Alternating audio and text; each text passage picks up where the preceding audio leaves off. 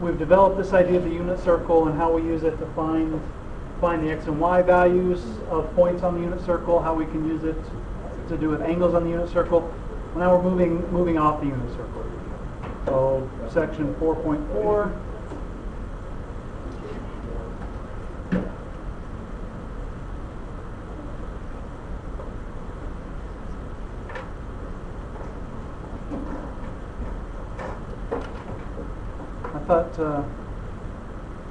I maybe thought since you scored a touchdown, you could just skip class. No.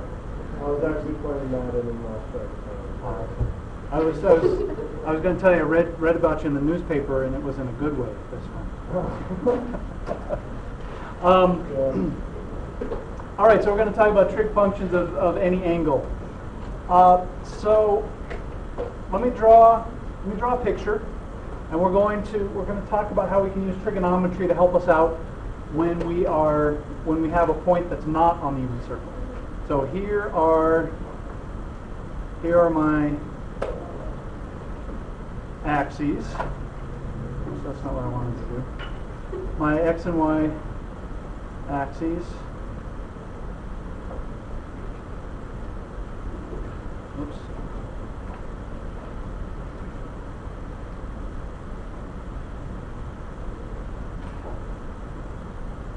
And we're going to have a point up here, and the coordinates of this point are just x and y.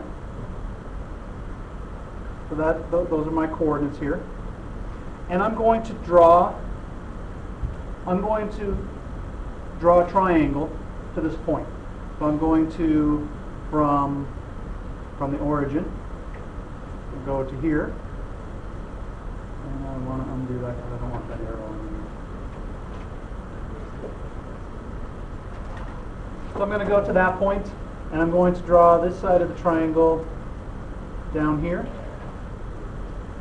So this side of the triangle, how far I've gone over to here, is just x. And how far I go up from the x-axis is y. That gives me the coordinates of the point. I've gone over x units, up y units. And this angle is our angle theta. Now we have a right triangle here, so I can find the length of the hypotenuse. The length of the hypotenuse is just the square root of x squared plus y squared by the Pythagorean theorem. So I have all three sides of my triangle.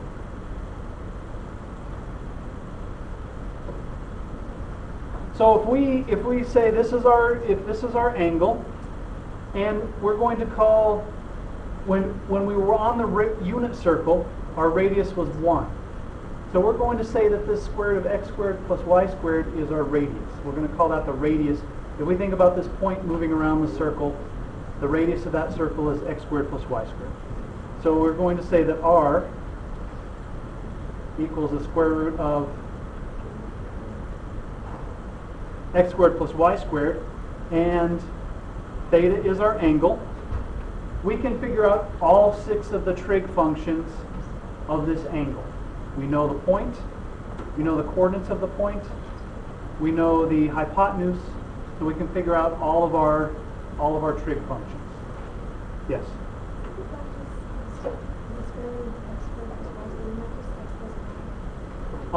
No. So this is a very, very common mistake. If we have the square root of x squared plus y squared, we can't take the square root of each individual number. You have to add them together. Add those two together before you take the square root. So the square root of x squared plus y squared, this is a really common mistake. So let me just put, this does not equal x plus y. We can't take the square root of each individual part. So, and that's a really common mistake. Yes.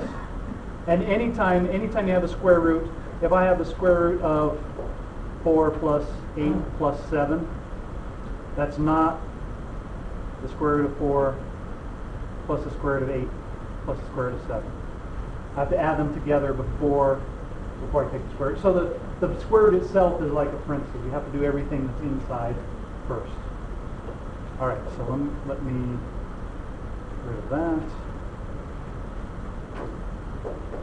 So we can figure out the trig functions for this angle using what we know here. So the sine of our angle, and we're just using our definition, is the opposite over the hypotenuse, is y over r. The cosine, the adjacent side over the hypotenuse, x over r. The tangent of our angle is y over x. As long as x doesn't equal 0, we don't want to divide by 0.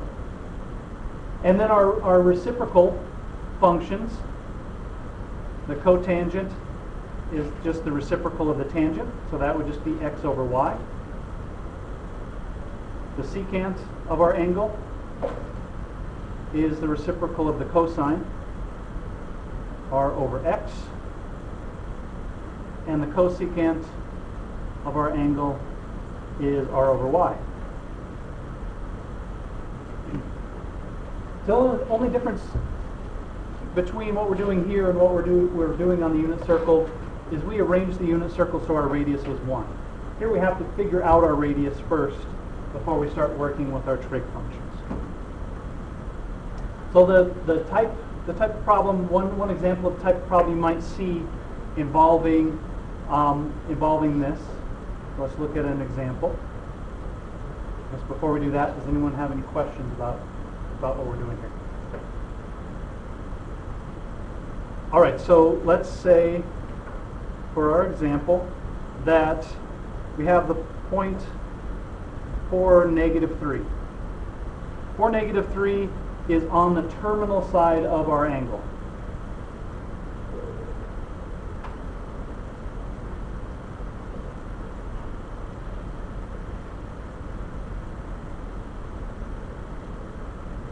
-3 is on the terminal side of our angle. We want to find the value of sine theta, cosine theta, and tangent theta. We want to find the value of those three trig functions. Now my suggestion with this type of problem is to sketch out your point, where your point is first. So if I draw, it doesn't have to be a fancy sketch.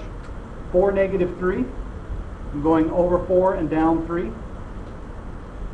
So this is where my point is.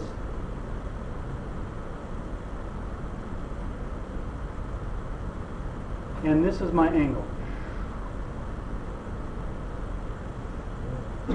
So there's my angle. This is what we're talking about. So we need to find our radius, our r, to find our sine and our cosine. So we're going to say that r equals the square root of x squared, which is 4, plus -3 squared. So I get the square root of 16 plus 9. 16 plus 9 is 25, and the square root of 25 is just 5. So my radius is 5. So the length of the hypotenuse of this triangle is 5. So using our formulas, we can plug in, or what you could do is from here, if you wanted to draw your triangle, so my triangle looks like this. This side is 5, and we know that this side is -3, and this side is 4. So we can find our sine, cosine, and tangent here. So the sine of our angle is y over r, so it's -3/5. Cosine is Cosine of our angle is x over r, or 4/5. And tangent of our angle is y over x, so negative 3 over 4. And then if we wanted to, we could plug that into our calculator. We could do the inverse sine or the inverse cosine and figure out what this angle was if we were asked to find the angle. So that's how we find the three of our 6 trig functions. Find the other 3, we could just take the reciprocals of each of those. What's the terminal side? The terminal side means, so if we have an angle in standard position, the initial side is the x-axis. The terminal side is just where the angle ends. So that's just the other side of the angle.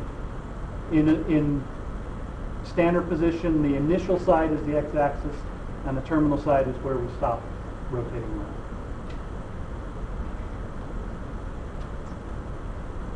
All right, does that make sense what we did?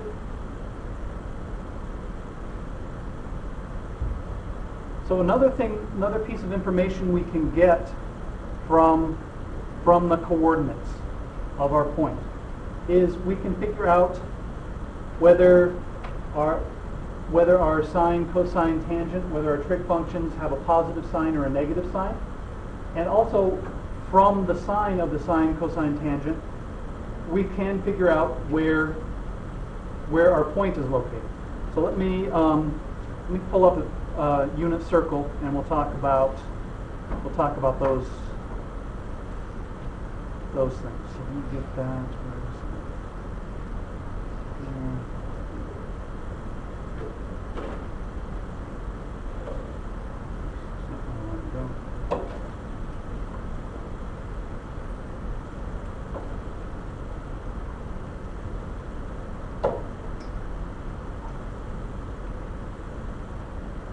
All right, so there's my unit circle. Let me shrink it down a little bit.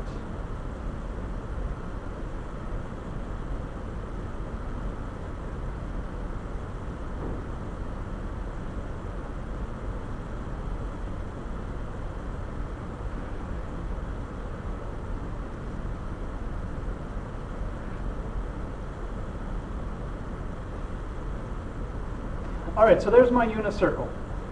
Now, what we're interested in here is the signs of the sine and cosine, whether it's positive or negative, and what quadrant we're in. So just as a reminder, when this is quadrant 1, quadrant 2, quadrant 3, and quadrant 4. So if we think about our sine and our cosine and our tangent, the sine has to do with the y coordinate, the cosine has to do with the x coordinate, the tangent is the sine over the cosine. Are our trig functions in quadrant 1, are trig functions going to be positive or negative? In quadrant 1, is the x coordinate positive or negative? Positive. So the sine of our angle is going to be positive. The y coordinate, positive or negative? Positive. So the cosine, positive. And the tangent is sine over cosine. So the tangent's going to be positive. So in quadrant 1, all of our trig functions are positive.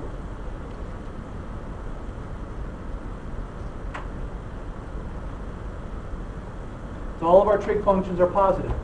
Also, the other thing that we can get from that is if our x and y, just like we've done before in other math classes, if your x and y coordinates are both positive, you're in quadrant 1. If your sine, cosine, and tangent, if all of your trig functions are positive, that tells you you're in quadrant 1. Now let's look in quadrant 2. X coordinate, positive or negative? Negative. So the cosine is going to be negative.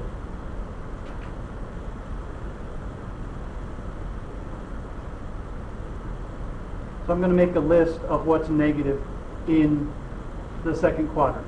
The x coordinate is negative. The cosine of our angle is negative. If the cosine of our angle is negative, what other trig function is going to be negative? Tangent.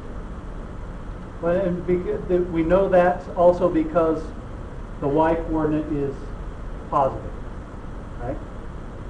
So our tangent is negative. What else is going to be negative? What's the reciprocal of the cosine of the angle? What function? Secant. So the secant is going to be, the secant of our angle is going to be negative.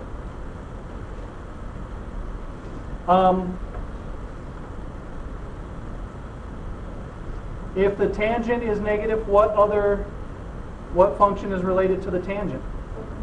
The cotangent. So the cotangent is just a reciprocal, so it will also be negative. And over here, positive. The y-coordinate is positive, so what functions are going to be positive? Sine theta and cosecant theta. And also our y-coordinate is positive. So in quadrant 1, everything's positive. In quadrant 2, we have y, sine theta, cosecant theta positive, everything else negative. In quadrant 3, x and y are both negative. So I'm going to put down here, our negatives are x and y. So what trig functions, since both x and y are negative, what trig functions does that make negative? Cosine, sine, cosecant.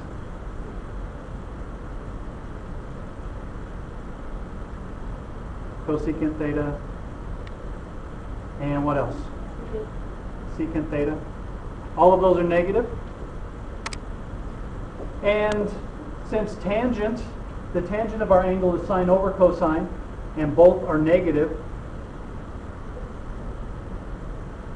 that makes tangent, the tangent of our angle, and our cotangent positive. So in quadrant 3, the only thing that's positive is tangent and cotangent of our angle, and everything else is negative. So in quadrant 3, we know that the x and the y coordinate are both negative. We know that the sine, the cosine, the cosecant, and secant of our angle are negative, and the tangent's positive. So if we're given some combination of pieces of these information, if we said that the cosine is negative and the tangent is positive, tangent of our angle is positive, we would be able to figure out that we're in quadrant 3 from those two pieces of information. So if you're given some pieces of information about your trig functions, the signs of your trig functions, you can figure out what quadrant you're in. So let's look at our fourth quadrant. What is negative in the fourth quadrant? What coordinate is negative? Just the coordinate. X or y? Y is negative. Y is negative. So that, and in the fourth quadrant, x is positive. So since y is negative, what trig functions does that make negative? Sine of theta is going to be negative. Cosecant is going to be negative. Tangent and cotangent are both negative, since sine and cosine, or x and y, are opposite signs. So we have one negative sign. So tangent is going to be negative, tangent of our angle, and the cotangent of our angle is going to be negative. And positive, x is positive, so cosine is positive, and secant is positive. Secant of our angle is positive. So if we're given some combination of pieces of information here, if we know that the sine of our angle is positive and the cosine is negative, we know that we're in the fourth quadrant. If we know that the tangent is negative and x is positive, we know that we're in the fourth quadrant. So we can figure out our quadrants from pieces of information. So this is how just thinking about how the signs work in our different quadrants. for our different trig functions and for our coordinates. So a problem that you might be asked that involves this information is if we know that, let's say that we know that the cosine of our angle is 3/5, and the tangent of our angle is less than 0. We want to find the sine of our angle and cosine of our angle.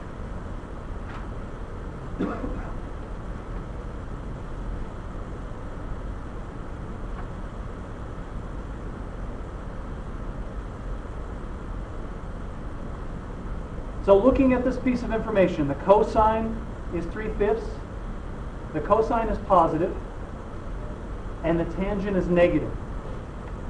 So the cosine being positive tells me which coordinate is positive, x or y.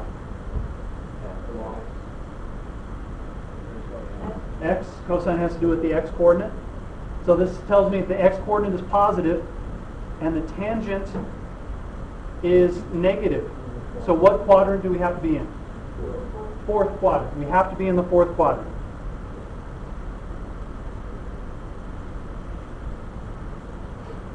So in the fourth quadrant, what do we know about the sine of our angle? What sine is it going to be? In the fourth quadrant, the sine of our angle is going to be negative. And if the tangent's negative, the cotangent has to be negative. So we're in the fourth quadrant angle.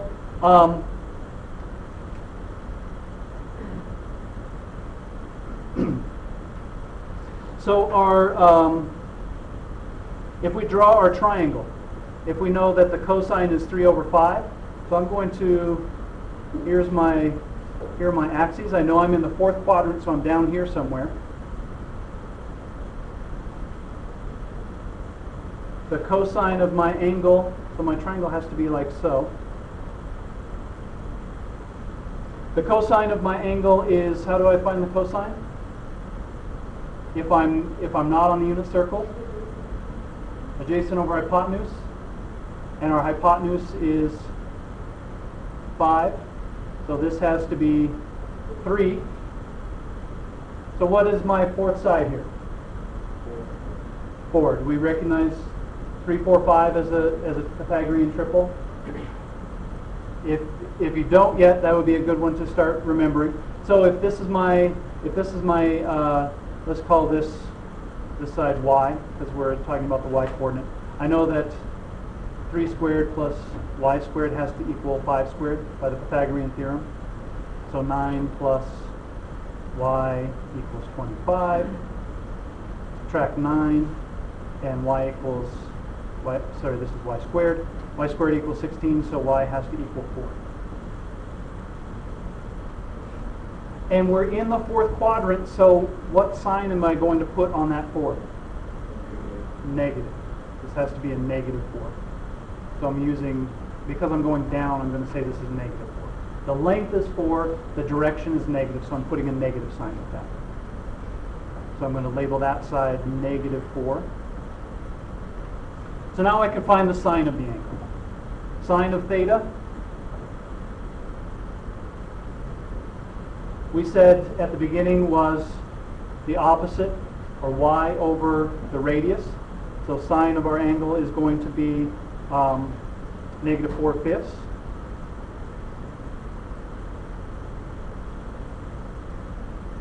And the cotangent of our angle, we said, was x over y.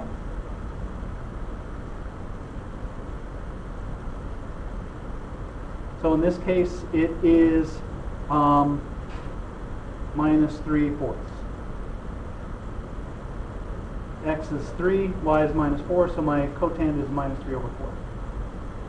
So we use this information to figure out what quadrant we were in, so we would get the correct signs, positive or negative, on our numbers.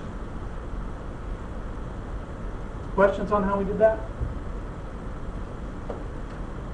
And it's very helpful to sketch out your triangle when they give you this information, when you know what quadrant you're in.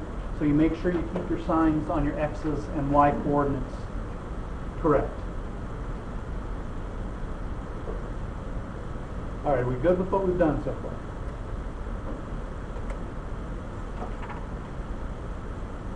All right, I want to briefly mention reference angles. I'm not going to go into a lot of detail with reference angles, but reference angles can be very, very helpful. So let me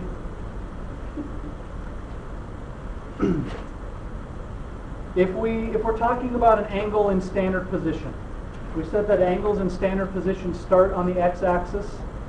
So let me draw my axes here.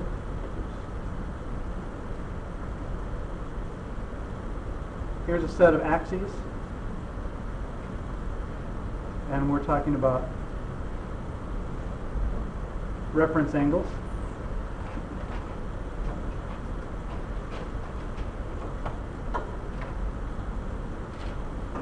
So if we have an angle in standard position, here's my angle in standard position. My x-axis is the initial side, and we're going to this point. So there's my angle. If I am in the first quadrant, our angle and our reference angle are the same. A reference angle is just the angle between the terminal side and the x-axis.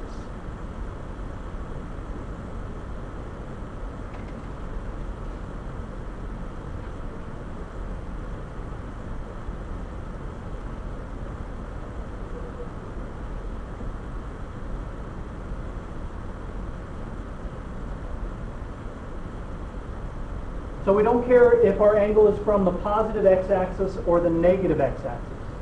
Yes. Harrison.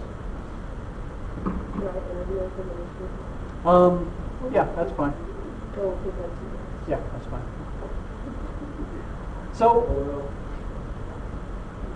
So our reference angle, we're just interested in the angle from the positive x-axis to the terminal side of the angle. So in the second quadrant, our reference angle, if we're here, our angle in standard position goes all the way from here to here. Our reference angle is here. If we're in the third quadrant, we're only interested in the angle between, our reference angle is only between the x-axis and our terminal side, so this angle is our reference angle. And if we're in the fourth quadrant, down here, this angle is our reference angle. The nice thing about reference angles is all the trig functions of the reference angle are the same as the trig functions for the angle in standard position, except for the sign, positive or negative. Yes? I'm sorry? Oh, so if we are in the first quadrant, this angle is the reference angle. If we're in the second quadrant, this angle is the reference angle. If we're in the third quadrant, this angle is the reference angle. And if we're in the fourth quadrant, this angle is the reference angle. The angle in standard position would be all the way around from here. So we're just interested in the angle between the x-axis and the terminal side of our angle. The terminal side of our angle. So we're only interested in the angle between the x-axis, positive or negative, from the terminal side of our angle. The trig functions of the reference angles are the same as the trig functions of the angles in the standard position, except for the sign.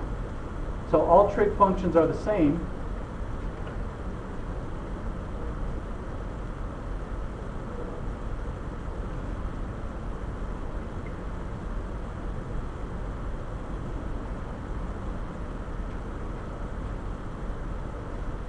For the sign, except for the sign positive or negative.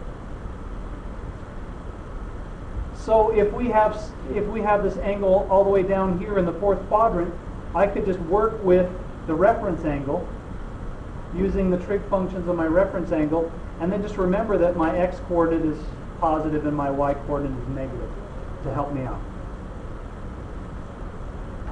And the way we find a reference angle from our original angle, if we have our axes here, in the first quadrant, the reference angle equals our angle. Yeah, Kevin. Here, sign, I mean positive or negative, except for the sign positive or negative. In the second quadrant, the reference angle equals 180 degrees minus our angle, or pi minus our angle, depending on whether we're in degrees or radians. In the fourth quadrant, our reference angle is our angle minus 180, or our angle minus pi, if we're in radians. Yes? And how do you treat that? Say, degrees times angle or subtract? Subtract, minus.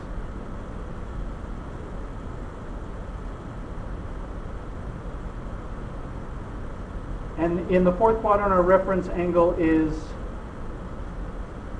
360 degrees minus our angle, or 2 pi minus our angle if we're in radians.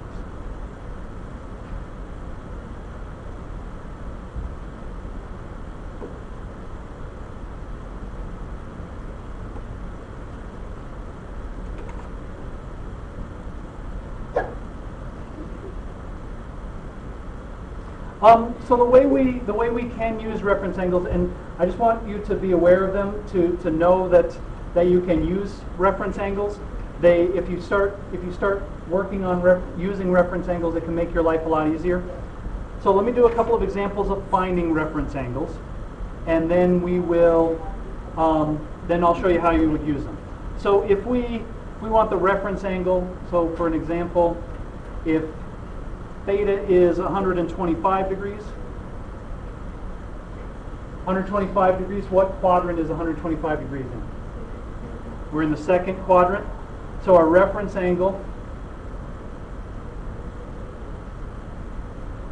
is going to be 180 degrees minus 125 degrees.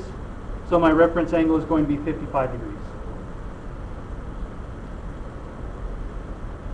So if I were over here in the second quadrant, rather than working with this 125 degree angle, I would just work with this 55 degree angle. And I would just need to keep my sign straight. If my angle is, if theta equals 5,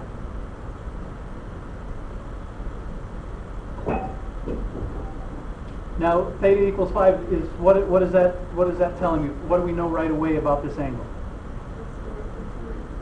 It's in radians, because I don't have a degree sign. Where is 5 radians? First, second, third, fourth quadrant. Do we have an idea?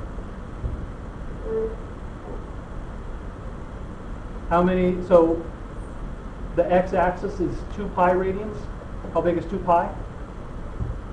2 times pi is a little more than 6. So 5 radians is almost 6 radians. If we're down on the y, the negative y-axis, we're at 3 pi over 2. 3 pi over 2, 3 pi is about 6. Divided by 2 is 3. So on the negative y-axis, I'm down here, this is 3 pi over 2, and this is 2 pi. 3 pi is 3 pi is 9. Divided by 2 is 4.5. So we're at 4.5 radians, and this is 6 radians. So we have to be somewhere between those two for 5 radians. So we're in the fourth quadrant. So a reference angle is going to be 2 pi minus 5. So I could work with that angle instead of 5 radians. So let me show you how reference angles can be useful, and then we'll stop with reference angles. Yes.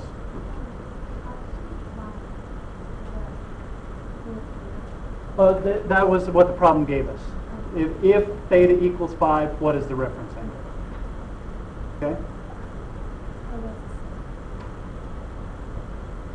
All right. So if we know that,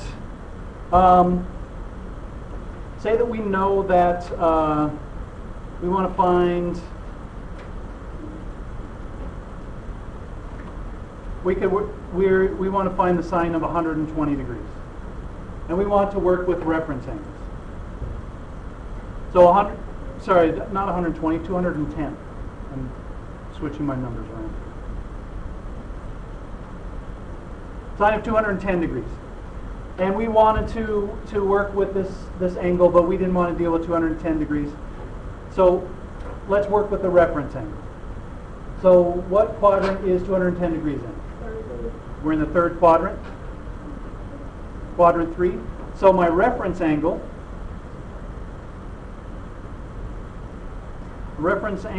is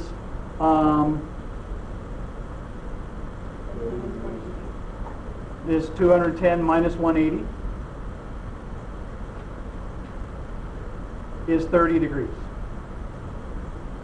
So my reference angle is 30 degrees, and on our unit circle we can figure out the sine of 30 degrees. We just have to look in our first quadrant.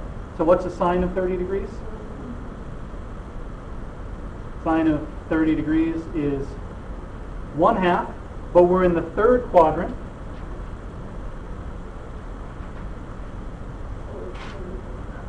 So in the third quadrant, the sine of 210 degrees would be negative 1/2. I have to change the sign.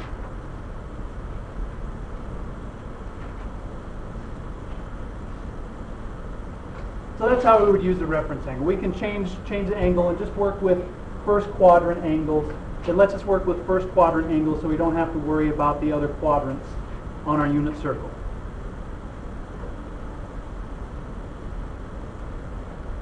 So I'm not, like I said, I'm not going to worry a lot about reference angles. I just wanted you to see how they're used and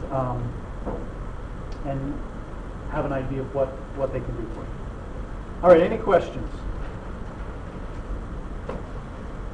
Okay. Homework.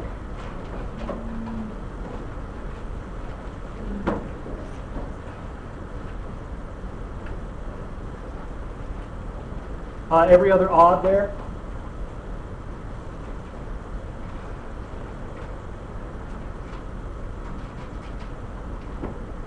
Every other odd?